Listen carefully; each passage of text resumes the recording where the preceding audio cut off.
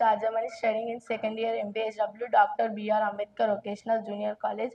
మన ప్రస్తుత సమాజంలో మనం ఎదుర్కొన్నటువంటి సమస్య కాలుష్యం. వీటిలో పలు రకాల కాలుష్యాలు ఉన్నాయి. అవేవనగా వాయు కాలుష్యం వాహనాల నుండి వెలువడే పొగ మరియు రోడ్డు మీద కాల్చేటువంటి ప్లాస్టిక్ చెత్త వలన ఈ కాలుష్యాలు అనేటివి ఏర్పడుతున్నాయి. మరియు నేల కాలుష్యంలో రసాయనిక ఎరువులను వాడడం వలన మరియు మొక్కలకు హాని కలిగించేటువంటి రసాయనిక మందులను ఉపయోగించడం ద్వారా నేల కాలుష్యం ఏర్పడుతుంది.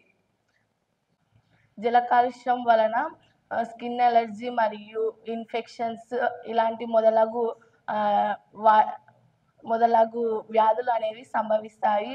వాయు కాలుష్యం వలన దీనిని ఎలా నియంత్రించాలంటే రోడ్డు మీద ఎక్కడ పడితే అక్కడ ప్లాస్టిక్ను కాల్చకూడదు మరియు ఎక్కువ శాతంలో ఉపయోగించడం ద్వారా ఎక్కువ జంతువులకు ప్రాణహాని అనేది జరుగుతుంది.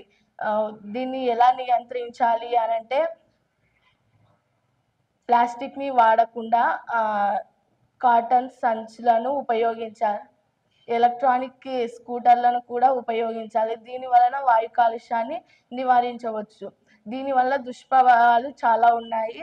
దీని వలన లంగ్స్ మొదలగు లంగ్స్ క్యాన్సర్, గుండె జబ్బులు, గుండె క్యాన్సర్ వంటి వ్యాధులు చాలా సంభవిస్తూ ఉంటాయి.